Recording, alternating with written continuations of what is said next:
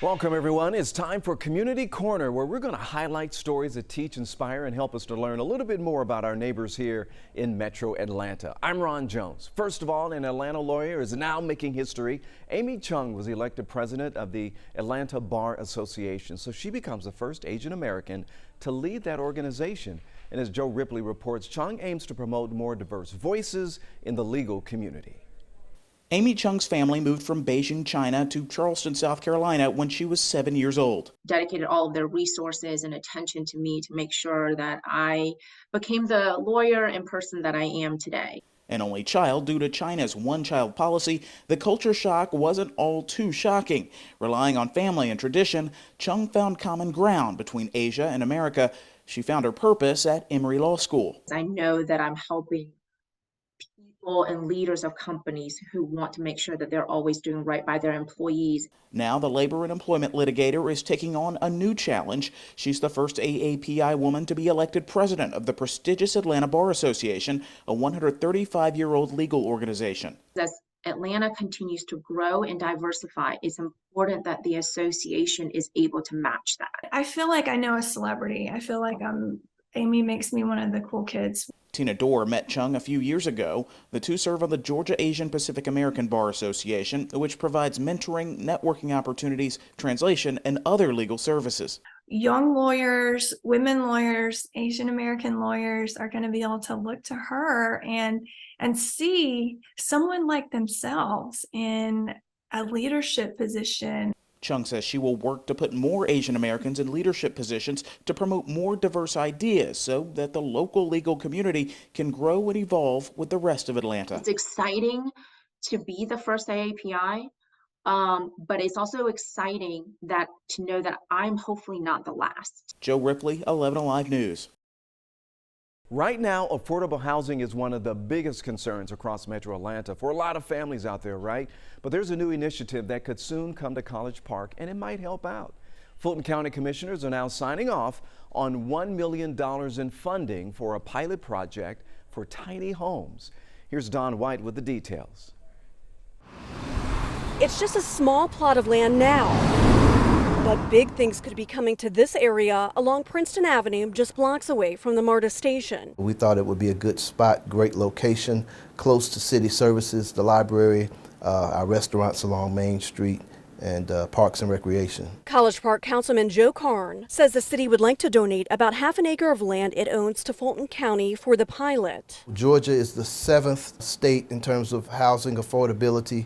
They're pretty unaffordable in terms of housing, so we're going to work to help to turn the tide there. Yeah, this was nothing. The houses would look similar to these tiny homes at South Park Cottages, also in College Park. I actually think it's a great idea. We're just programmed to think that we need big homes, but we actually don't, which clutters up and have more space for extra things and stuff like that, more things to clean. I think the community would definitely benefit from tiny homes. It would bring people who may need affordable housing into the community and give them an opportunity to be able to purchase over here. And I think that would be great. Councilman Karn hopes this tiny houses pilot program is just the beginning. Hopefully we get a good reception and there's more interest for maybe further developments. It's farmers market season in Metro Atlanta, especially when the weather gets a whole lot better, right? And that means a tight turnaround for those farmers who are planting and harvesting around the clock. So when one local farmer's crop was in jeopardy, the community rallied around.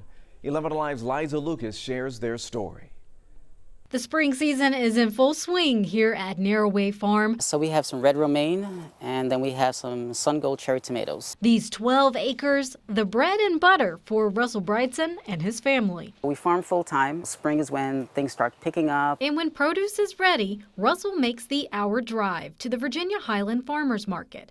But lately, the market has been missing its main farmer. A van came through the light and hit me. In late March, after a busy day at market, Russell was injured in a car accident. His work van totaled. I can't use anything that utilizes your chest muscles, which, believe it or not, is almost everything. His injuries made farming difficult, the timing horrible for the season. It was just hard to think about how I'm going to be able to get, 4 or 5 weeks of planting in to kind of make up for the losses.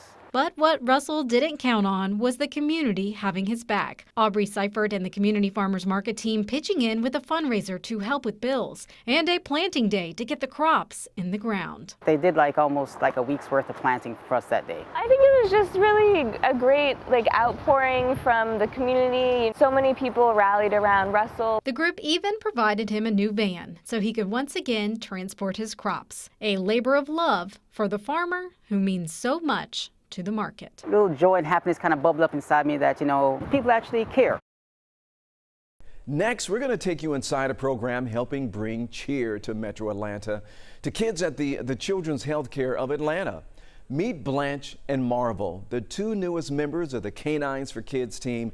Blanche will spend time at the Scottish Rite, while Marvel is the first facility dog at Hughes Spalding. So Blanche and Marvel are just two of the newest members of the team. 11 Alive's Molly Oak got a chance to spend all day with Stella, one of the veterans on the team.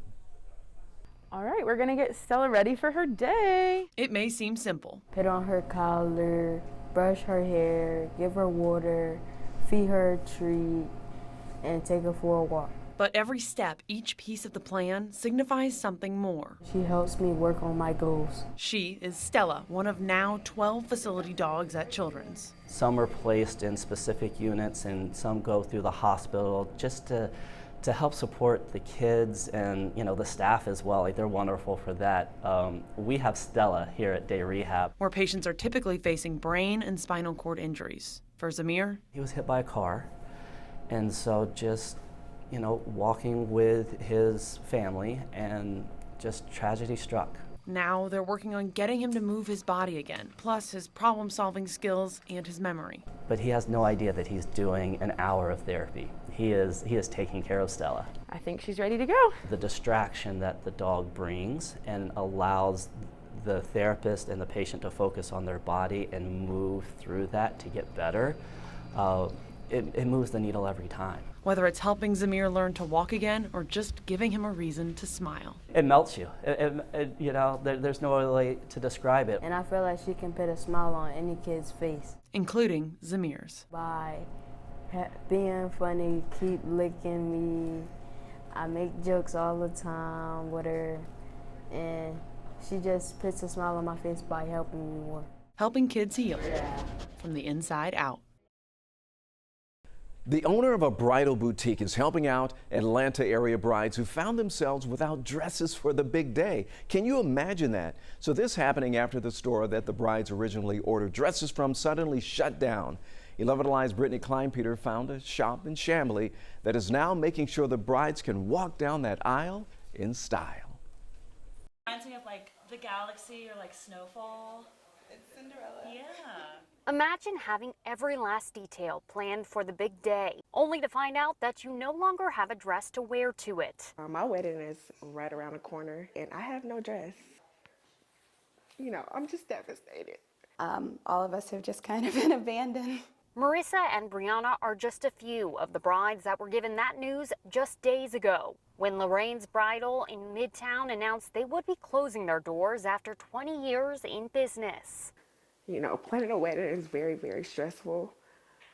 But on top of that, worrying about your dress, I thought that was the last thing I had to worry about. Lorraine's posted on their website that they would be shutting down on April 27th due to economic reasons. But brides have told us their phone calls about their dresses and deposits have gone unanswered. The post saying that something would come or something would happen, and to not follow up is just really it's kind of hurtful more than anything.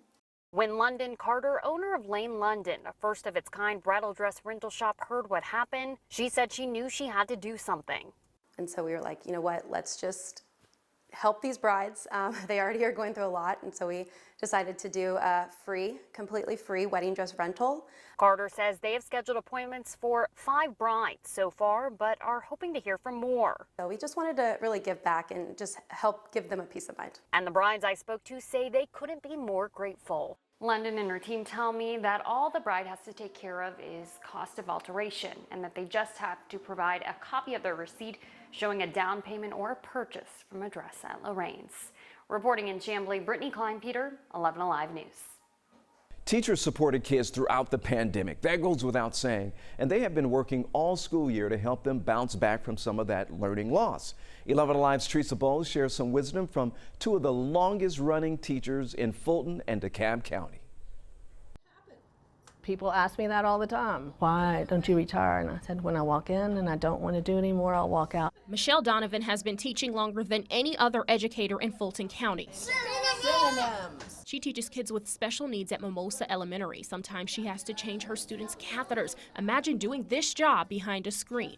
The last 2 years have been some of the hardest to get them back in sync. That was the reality for teachers after the pandemic forced students to go virtual for several months. A study from National Human Behavior shows students lost about 35% of their normal learning during that time. Wanda Wood has been teaching for 46 years. She's at Salem Middle School and agrees the recovery has been difficult. We're still playing the catch-up game. It was scary, emotions ran high, a lot of things going on, not only with the students, but with the teachers, because we went home thinking we would be there only for a few minutes. Next thing you know, you're not going back. Adding to the challenge, hiring teachers is getting harder. Data from the Learning Policy Institute shows more than 80% of states are facing teacher shortages. Wood says educating is not a profession where you can cut corners. If you don't have the passion and the patience to work with them, then let somebody else do it. And I know we're a shortage of teachers, but we don't just need bodies in the classroom. Donovan's daughter is now teaching by her side. During Teacher Appreciation Week, she says it's the little things that mean the most.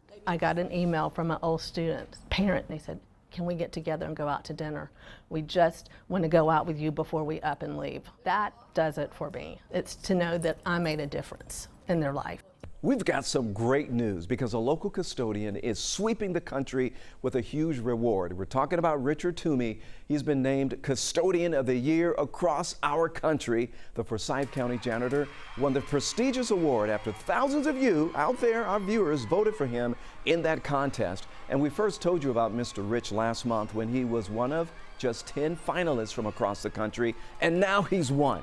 And the kids in the school were ecstatic. As you can see, they were chanting, hugging, and giving plenty of high fives. The school surprised Mr. Rich with a massive pep rally and celebration.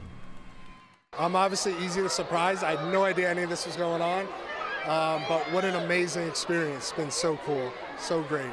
Oh, this is not the end here, folks, because Mr. Rich wins a trip for two to Las Vegas and $10,000. And it's also a win for the school because they're going to get some new cleaning supplies and support from the company Centas. But Mr. Rich says it's really a win for his team because all the work that they've done to bring that school together and make sure that it was spotless. Congratulations, Mr. Rich.